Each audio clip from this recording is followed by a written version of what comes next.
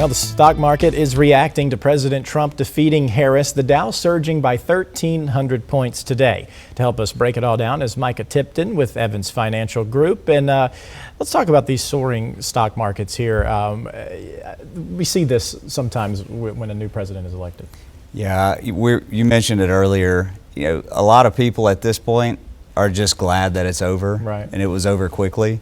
But before we go into an election, you know, there's a lot of uncertainty, and people just kind of hold their money tight to their chest. They're waiting to see what happens, who's going to be elected, and it happens.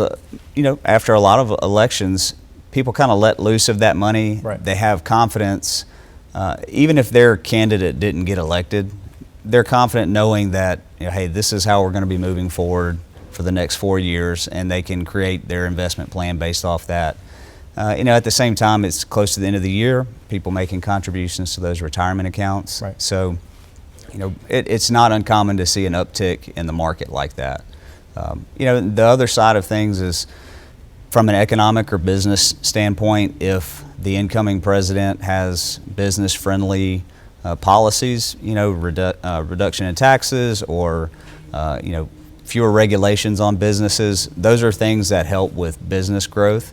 You know, so if businesses know that maybe that's on the horizon, they can plan for that. You know, consumers just, they have a little bit of confidence to spend their money outside of the stock market too, and that flows back into businesses. So that's a positive bump in those as well. But overall, I think consumer sentiment, the positivity that comes after an election is good for the economy. People just have a more confidence in where we're going now that they know. Right. You know, because it's just up in the air for months, and we're all holding our breath and waiting to see what happens. Yeah.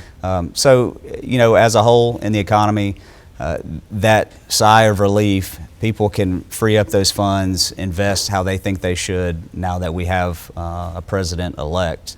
And, you know, we've seen that in the stock market today. Not that that ensures that we end the year positive, right, but at this point in time, I would say could be a good indicator that, you know, we'll end the year on a high note for sure.